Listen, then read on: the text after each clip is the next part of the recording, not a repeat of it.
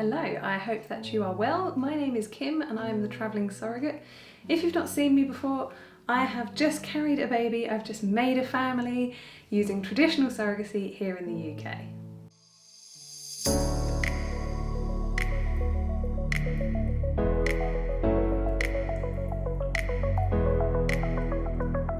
This video, I kind of need to put loads of disclaimers on because I'm going to be talking about sex, wee, poo, nipple stimulation, vomit, needles, epidurals, theatre and surgery, everything. I'm going all in, I'm being totally honest because I feel if my postnatal journey and, well, perinatal, I think it's called, the bit where you're actually giving birth, can help another woman, help a pregnant woman, a surrogate, then yeah, I'm going to be as honest as I can be.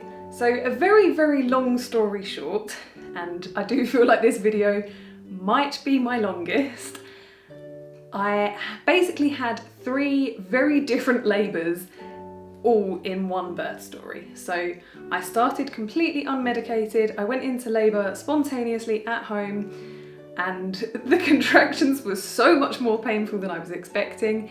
I'd rung my mum a couple of days before because I was having Braxton Hicks and I was like, how painful are contractions? Like, because these Braxton Hicks are nothing. And her exact words were, fucking painful. And yes, she was right. Even those very early ones I found really, really uncomfortable. Some of them were making me go, oh, fuck. I was like, how am I going to deal with this? But my mum taught me loads of breathing techniques during labour, kept telling me to breathe, kept telling me not to panic, and I ended up doing 12 hours unmedicated. I had 2 paracetamol and I got to 7 centimetres dilated without any pain relief. So I had a very holistic sort of birth experience there. And then as things progressed, well, I started failing to progress, so they had to get me on the Synto drip, the oxytocin, which meant I wanted an epidural because Synto really makes contractions a lot more painful, and I was like, I can't actually deal with any more pain, I'm at my limit. So I then had an epidural labour for another 10 hours or so, and it was amazing. Like, to have absolutely no pain after 12 hours of constant contractions was bliss. And then unfortunately it went to an emergency Caesarean. So I better get into the actual birth vlog. It's a long story and I'm gonna try and keep it in chronological order, but we'll see how that goes. I decided to try the one old wives' tale that I hadn't tried. If you've watched my, I can't remember which update it was, it might have been either 37 weeks or 40 weeks. Because I started natural methods to induce labour from 37 weeks because babies are full term from 37 weeks. They're perfectly healthy and viable, and yeah, you can induce labour from that time. So I was expressing milk, eating dates, bouncing on the ball, drinking raspberry leaf tea. I tried all of them. Nothing was working. The only one I hadn't tried was sex. So I'd started seeing a girl. I wouldn't say we're in a relationship, but yeah, we were dating. And I was like, this is really awkward because you're female and you don't have semen. And it is scientifically proven that there is a chemical in semen that releases prostaglandins from the cervix, which triggers labour. So I was like, So we had the conversation that we weren't exclusive and that I was possibly gonna try and explore different avenues to go into labour. But then that was at around 37 weeks. I just didn't feel right doing it. It just didn't sit right. It was, I don't know, it was a bit strange. But then 3 weeks later, I was like, this baby's never gonna come. I was huge. The midwife's estimate was, I think, £8.3 on the 38-week appointment. So that meant the baby was going to be like £8.14, which was very accurate because they put on £0.5 a week. 14, 15, I don't know how many ounces in a pound. He was £9, so she was extremely accurate. And I was getting so uncomfortable. I was like, I don't know what to do anymore. I was 41 weeks on Monday, last Monday. The baby was born on Tuesday. So on the Sunday, I text an old friend with benefits. Yeah, I just said, I I really need some help. I'll buy you a takeaway and I'll take you on holiday if it works. And yeah, I mean, it worked. So I'm gonna go into the gory details because for any women out there who are desperate to pop their babies out, it works. I didn't really want to be honest, being that massive. It's the last thing you want to do. So I was very lazy. We just were in the spooning position. Fortunately as well, he hadn't masturbated for a little while, so there was plenty of seed. Yep, he ejaculated inside. I laid horizontally for about an hour. I kept everything there. I mean, that's the way the baby got in. Oh my God, no, it's not. That sounds awful. We used artificial insemination, but I mean the semen, that's the way the baby got in. I laid horizontally for an hour. I've still got baby brain, apparently it lasts for 2 years. I did bring myself to orgasm because that helps the cervix move down as well, and that releases oxytocin, so that way I've got the prostaglandins and the oxytocin at the same time, so they're the two labour hormones. My friend left at about midnight, and by 1:55, 3 hours, and I was in labour, full labour. My contractions were 3 and 10 minutes. They were so painful. I called my mum, I was like, I'm in labour, please come round. Those early contractions, I found them as painful as the later contractions. They didn't increase in intensity for me. The only time they did was around my waters breaking. I found bouncing on the ball while having a contraction really helped. It seems counterintuitive. You seem like you want to sort of hunch up and stay still, but then actually the motion of bouncing, I think it's something to do with the baby's head then pushing on the cervix, actually helps to open it up, and it does feel better. My mum arrived at mine, I think it was around 3 o'clock in the morning. I'd had like 1 hour of sleep as well, so it wasn't the best time to try the sex-inducing labour thing. I probably should have had some sleep first, but hindsight's a beautiful thing. I woke my flatmate up, who's a very deep sleeper and uses earplugs. So I had to like shake her leg to actually get her to wake up, and the look of disgust on her face, she was like, oh, at being woken up at 3 o'clock in the morning. And then she looked at my belly and realised and took her earplugs out and was like, go, go, go, go, go. She looked at my list on the whiteboard and was getting all my things together. Went down and let my mum in. My mum was fantastic. She was, you know, already coaching me through the contractions straight away. I had a poo at that time, which I was really over the moon about. I was like, yes, I'm not going to poo in the pool if I'm pooing now. She was like, right, what do you want to do? Do you want to go to hospital now? Do you want to try and stay here for a bit longer? I was like, hospital, definitely, like, because I'm imagining I'm like 7 centimetres dilated already because of how painful it was. But obviously labour doesn't work like it does in the movies. I rang the baby's parents at some point during all of this, while my mum was still en route. I'd rung the maternity department twice. The first time, I thought my contractions were 2 in 10. Then when I actually looked at the app, I was like, oh, no, they're not. They are 3 in 10, which is when they say to go. Rung the baby's parents. They had about a 50-minute drive. So I said, just meet us at the hospital. There's no point me waiting here for you to get here. And yeah, my mum took me to hospital. That was the most uncomfortable car journey I've ever had in my life. We got a floor towel mat thing for the bathroom to sit on because my mum's car is like reasonably new, and I was like, just in case my waters do go, let's sit on something absorbent, which they didn't go in the car, fortunately. At one point, I think I was like trying to climb out of the window because I was just so like, you want to move when you're having contractions sometimes, and I was like, oh, this is horrible, but it's only a 15-minute drive, so it wasn't terrible. Got to the birth centre, which is for like a low risk pregnancy, and where the birth pool is and all of that sort of stuff. Did they examine me straight away? And I was 3 centimetres dilated, which meant I wasn't in active labour, so I wasn't allowed to get in the birth pool. But they did let me have a bath, which was really, really nice. The hot water felt amazing, and they say it's something to do with being fully submerged in the birth pool can slow labour down, whereas in the bath I kept kind of going on all fours anyway, so the belly was fully submerged. My first bath I had with Laura with me, the baby's mum. My mum went off to the hospital, provided a side room for the parents, so she kicked the baby's dad out and she got her head down for a little while. Laura was kind of coaching me through the contractions, and they were really, really strong at that point. One time when I was laying on my front, obviously I wasn't putting any weight on the belly, I was just using like my elbows and knees and that. I had the most intense contraction you can imagine. I've been trying to quantify and describe what contractions feel like, but it's so difficult, and I was doing loads of research before going into labour as well to try and figure out how to describe it to people.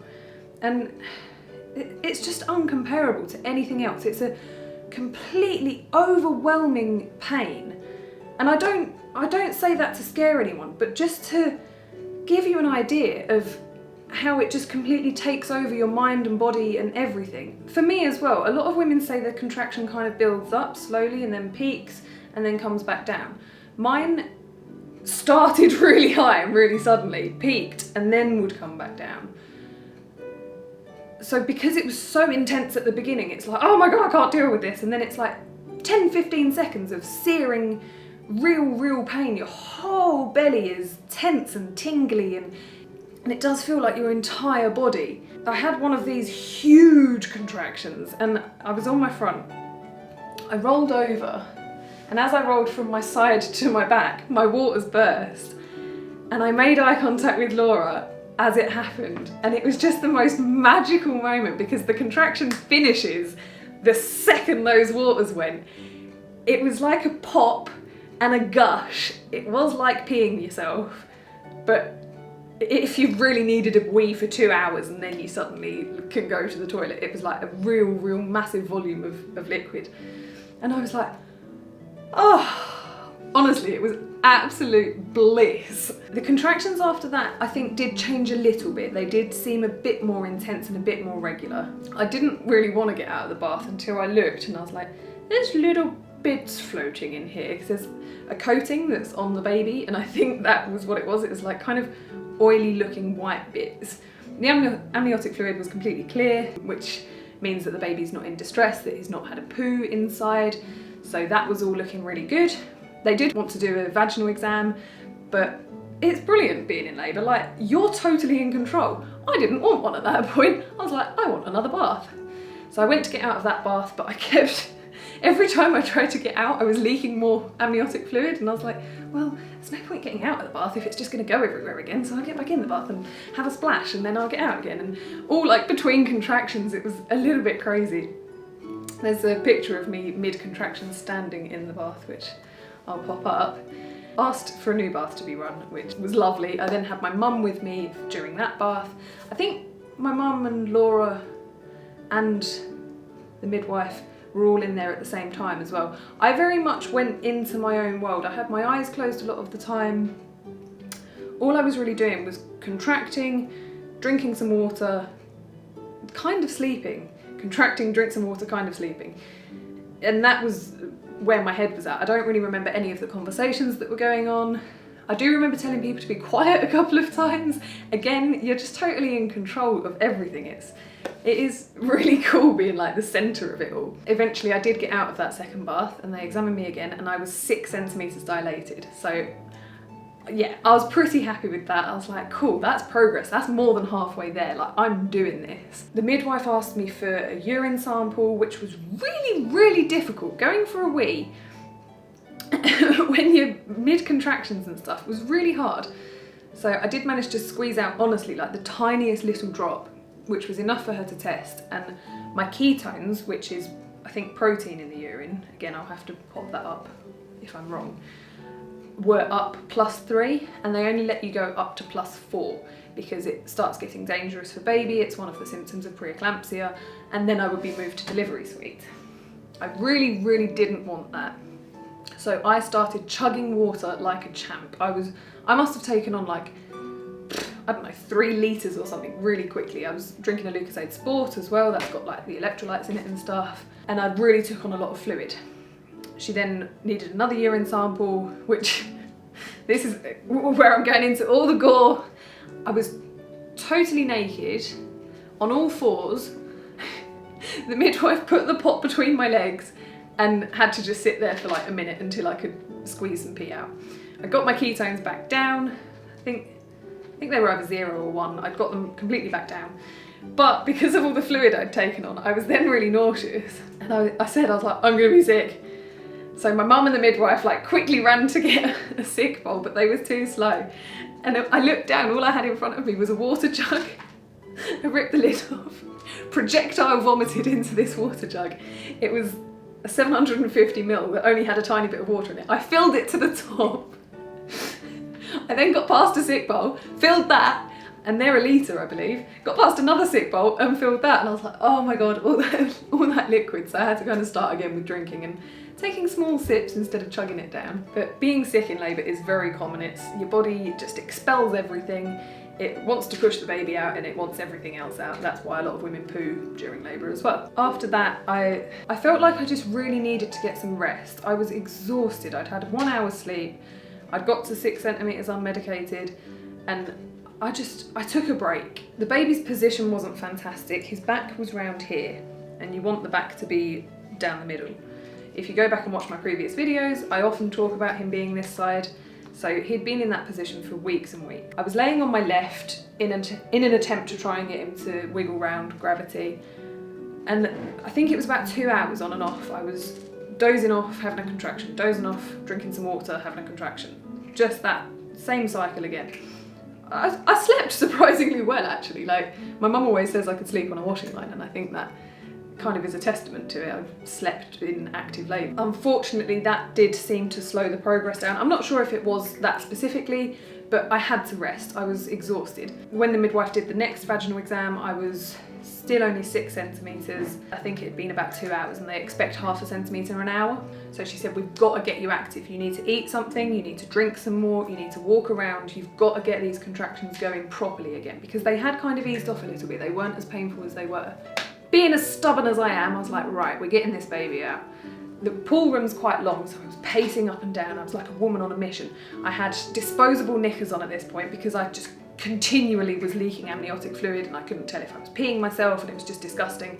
So I had these lovely, always like granny pants on. They were brilliant. Like pacing up and down. Nipple stimulation is meant to help release oxytocin, which is meant to help you go into labour. So I'm like rubbing my boobs, and Laura's there, and she said the eye contact is meant to help. So I'm rubbing my boobs and staring at Laura. It was absolutely ridiculous, really. And then I was stopping at the sink for the contractions and holding onto the sink and like rocking my hips and swaying and breathing, and then having some water, having some Lucozade Sport, having some toast, pacing up and down again.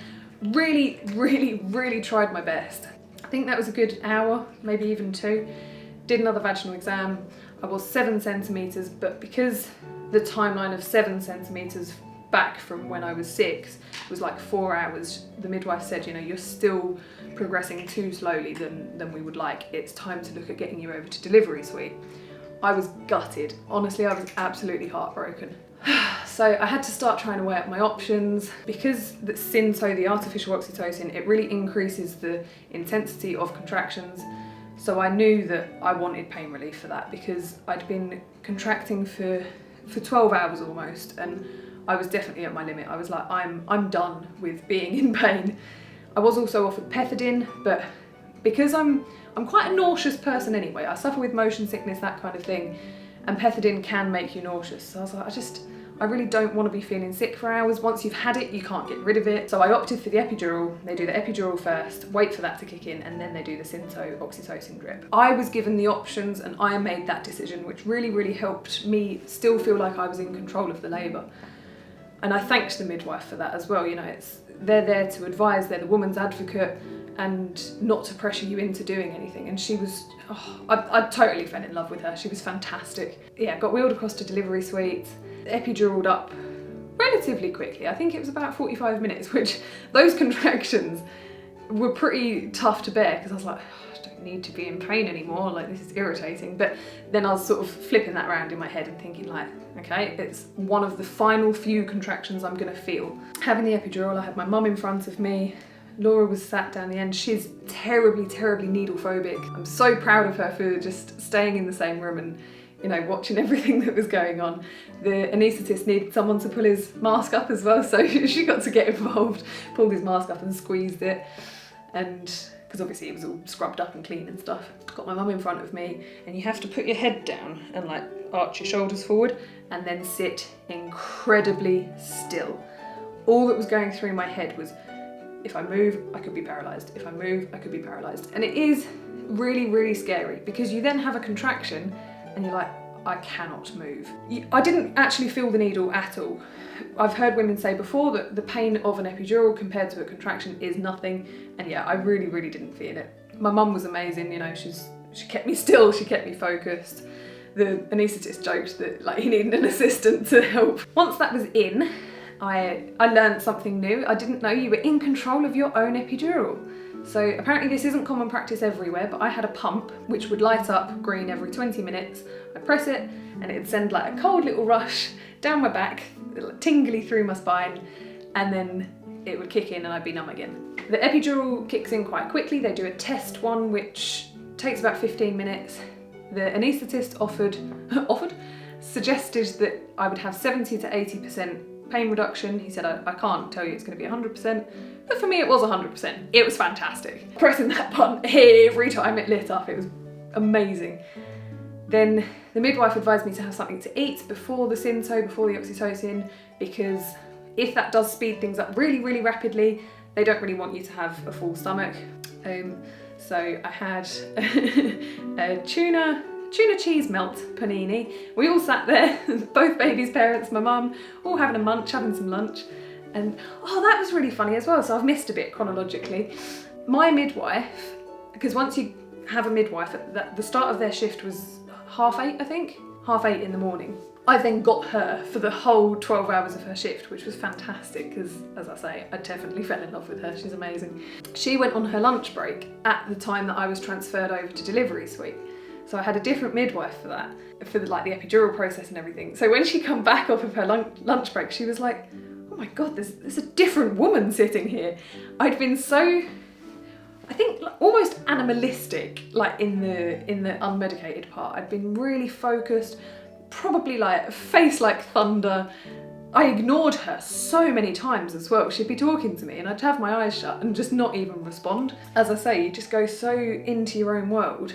Yeah, she walked in after I'd had the epidural and I was sat there with like a smile on my face. I was like, this is amazing. This is the best thing ever. Everyone should have epidurals. But I don't actually stick by that because I think I only enjoyed the epidural as much as I did because I'd been labouring for such a long time.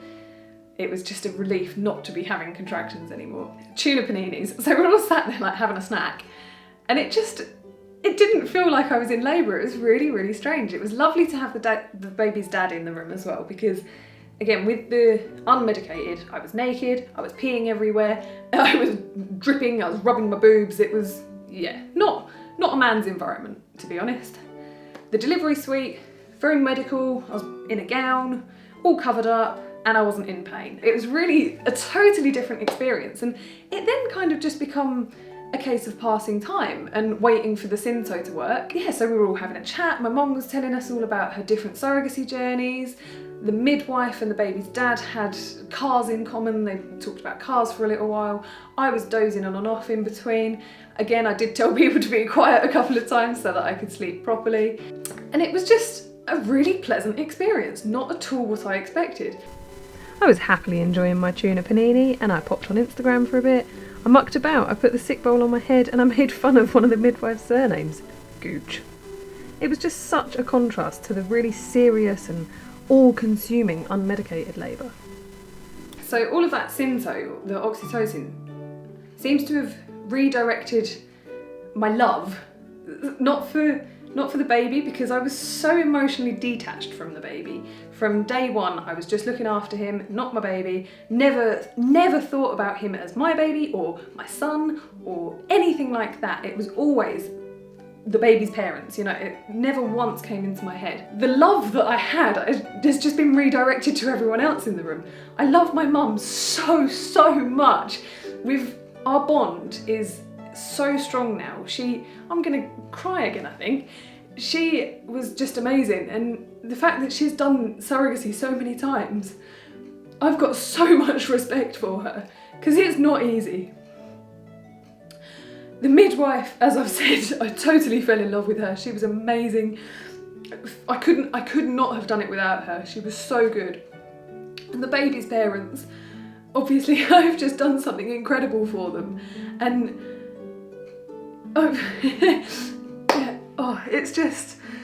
it's unreal. It's really, oh God. I wasn't expecting to get this emotional. First time I've worn makeup for a month. Right, where was I? So that carried on that wonderful atmosphere for about 4 hours until the end of the midwife's shift. I was gutted when she had to go, really, really gutted. With COVID and everything, it was a little bit awkward. It was like, are we allowed to hug? Yeah, screw it. You've been in my vagina, for goodness sake, you know. So we had a cuddle, and she's just brilliant. So, so good. Then things took a bit of a different turn.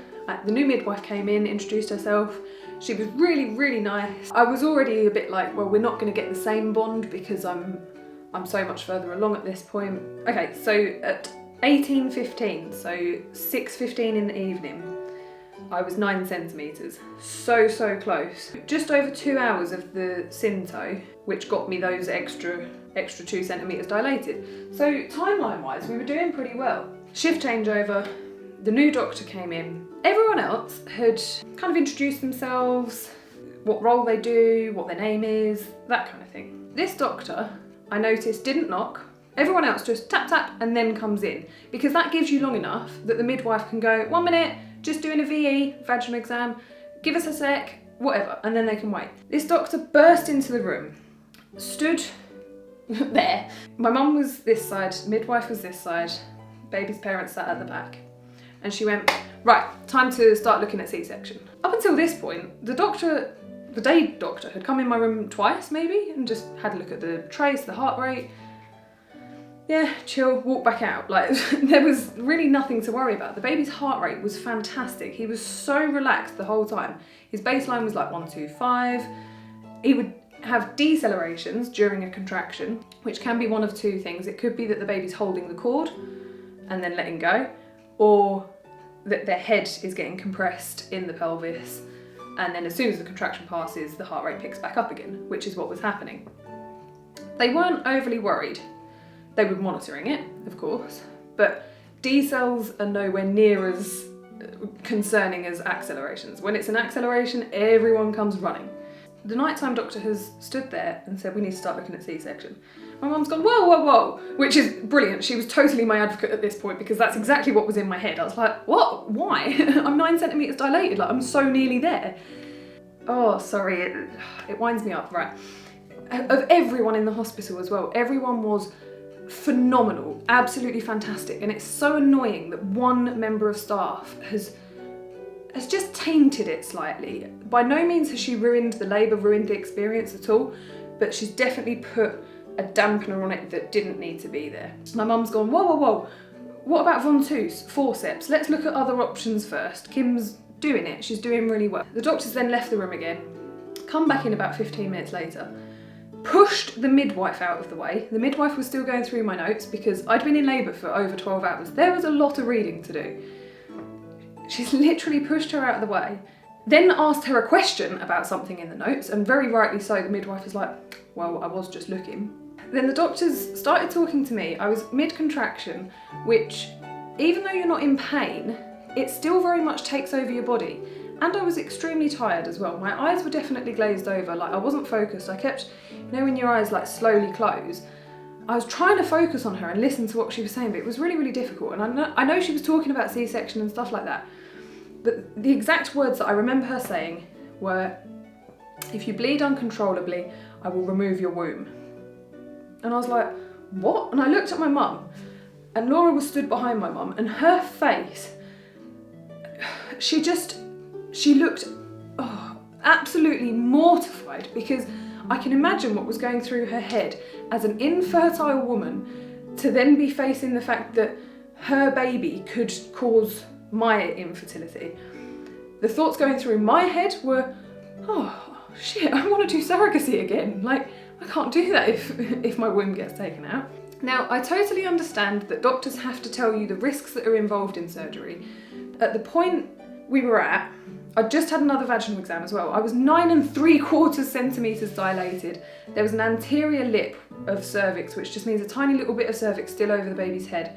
Like, I was so close that I was like, why? This doesn't make any sense. The baby's heart rate is fine. And she was saying that because I'd been in labour for such a long time, the risk of hemorrhage starts to increase. I feel like at that point in time though, she should have been convincing me to have a C-section, not terrifying me about the potential risks. My mum went apeshit. As soon as she said those words, and I guess my mum saw my face, she jumped up, was leaning across my bed at this doctor and was like, get out now, do not say another word. The doctor went to say something, she was like, seriously, get out. It properly kicked off, which obviously everyone knows you're in labour, you're meant to keep a nice happy environment. Yeah, it was all very dramatic for a little while. The head midwife had to come in and basically tell my mum to calm down, and if she didn't, that she'd be asked to leave. That didn't really go down very well. They're two very strong-willed, similar-aged, maybe menopausal women who were literally shouting at each other across my bed, and I'm the one in labour, and I was like, ladies, can we get back to this? But my mum, again, being my advocate, she was fantastic. She refused to allow that doctor back into the room. She was the only registrar on duty, so my mum demanded that they get the on-call consultant to come in, and that is who ended up doing my C-section. I then had one final attempt, one last push at trying to push the baby out, literally. With my epidural, I'd gone completely numb on my right leg. I couldn't feel it, I couldn't lift it at all. My left leg I still had a reasonable amount of feeling. I got on all fours, very difficultly. The bed had like stirrups and a big seat, and then like part of the seat drops down, so we dropped that down, and then very slowly I sort of shuffled round, put my weight on the leg I couldn't feel, shuffled around some more, and I managed to get onto all fours. I think I stayed in that position for about an hour. It was really, really uncomfortable. My knees were dead. It's very not pleasant. They had to put a fetal heart rate monitor on the baby's head as well, so going in through my vagina, because the straps, the external monitors, don't really work when you're in that position. Because of the rules about like infection control, and they don't want to do too many vaginal exams to minimise the risk, once your waters have gone especially. So I said it was the head midwife who was putting the fetal heart rate monitor on. And I said to her, without thinking, I was like, while you're up there, can you do a vaginal exam? Which she absolutely cracked up. I didn't really think it was that funny, to be honest, but hey ho. She did, and she was like, yeah, you've done it. You're 10 centimetres, the anterior lip's gone, the baby's head's come down. Fantastic. Now I think if I could have pushed in that position, I probably would have been okay, but it was just so uncomfortable. So I got back on my bum, pushed for about half an hour. With every contraction I was pushing 4 or 5 times, which is a really strange feeling when you've got an epidural, because you do know what to do, but you can't really feel it. Now with the pump, or even the other type of epidural, where the midwife administers it every half an hour, you can reduce off the epidural so that you can feel yourself pushing, which I didn't know. And I tried to do it, but the contractions were so painful that I was like, I don't like them, push. So I was completely numb again. But apparently my pushing was good because of the fetal heart rate thing. They could see that was coming down, so they could see my pushing was making progress. Unfortunately, they then did another vaginal exam, and the anterior lip had come back and the baby's head had gone back up, because your pelvis is tilted slightly, so the baby's head had come back up.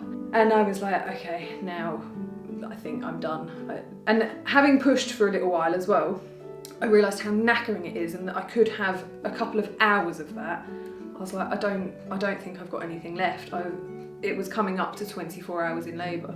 That was the point that I was like, yeah, okay, it's C-section time. So again, I made that decision. I was given every chance possible to try and get that baby out vaginally.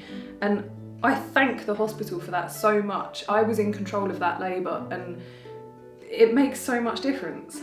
Then it was kind of all go, go, go. Once the decision had been made, it was like, cool, right, let's get the baby out. The on-call consultant came in, waited for a contraction to pass, made sure that I was concentrating, had the documents, told me why we were doing it, about the risk of hemorrhage. And he said basically the same thing, but just with such a nicer way of saying it. He said, if you bleed uncontrollably, if you hemorrhage, to save your life, I will perform a hysterectomy.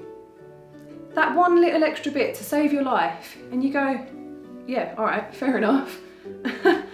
And it just made so much difference. He's the one who did the C-section. My mum got all gowned up. I wasn't sure whether I would want my mum or the baby's mum in theatre, in the end, I wanted my mum. She'd been by my side the entire time. Of course, I wanted her there for the end bit. Got wheeled through. I found it all really interesting because I've never had surgery. I was like, oh, this is a theatre. Oh, wow, that's a room with a lot of drugs in it. Oh, very interesting. And everyone comes over and introduces themselves. Someone come at me with a razor to shave the top bit of my pubic hairline. I had kind of had a little tidy up before, well, not before labour, like, but I don't know, like a week before or something. Because my best friend told me that they do judge you if you've got like a bush down there. And with lockdown, I can't go anywhere to get like a bikini wax. So it was so awkward being like 10 months pregnant and holding a mirror and yeah, very difficult. So anyway, they gave me a bit of a tidy up. And then I'm pretty sure they used like a Hoover type thing. I'll have to double check that with my mum if I've totally remembered that wrong, but to suck up all the hair.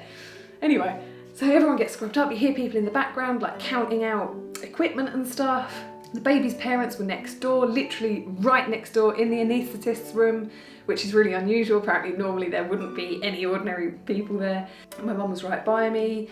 The anaesthetist was fantastic, got me all completely numb. They use this spray stuff that they spray up, well, on your arm first, and it's really cold. They spray it on your leg, numb, numb, numb, numb, numb, numb, numb, got feeling back. This side, numb, numb, numb, numb, numb, got feeling back, much lower down.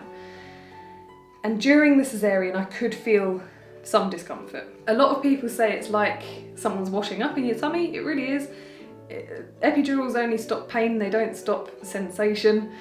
And the moment the baby was pulled out was such a relief. Honestly, I could feel physically, I felt him being born. It was really strange. I don't feel like I've given birth. And I do understand why mums who've had a C-section can have some trauma around that, because it does feel like someone's birthed him for me. But the relief, like the pressure off my back, all sorts, I was like, oh. So they whipped him over to the corner, start cleaning him up and everything. And then I think they pretty much start cleaning me out and taking everything and sewing everything up at the same time. The baby's first cry, I looked at my mum upside down and I went, I still don't want kids. Because that was the moment that I wasn't actually sure about. I was 99% certain I was going to be fine and that it was all going to be amazing. But there was just one small bit that I thought, that first baby cry might really sting. And it didn't at all, not even a little bit. But I was like, I've done that, I've made a human. I was definitely still like on top of the world at this point. It was fantastic. So they're stitching me up. And I said to the anaesthetist, I was like, I can feel this, it's not nice. And my mum was looking at my face and she was like, Kim, you're in pain, tell him it hurts. So I was like, yeah, this isn't great. They gave me a top up, didn't really do anything. Gave me a painkiller in the cannula, didn't really do much. I could feel the pain over to the left, and my scar it is definitely more there than like completely centred. There was also like a clip, I think, holding me open, so they took that off, which helped a lot. The consultant asked if I wanted them to stop, but I was like, nah, let's crack on, let's get this done. It took them about 40 minutes, I think, to sew me up.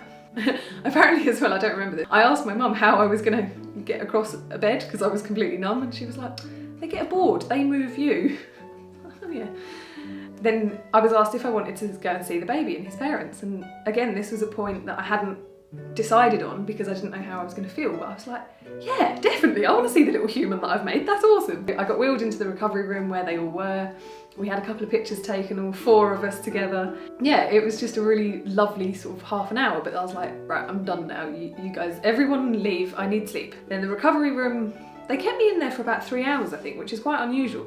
They must have just been busy or something. Unfortunately, they waited until the epidural had worn off to take all the stickers off my back and stuff, and the one on my bum. So rolling over, oh my God, that hurt.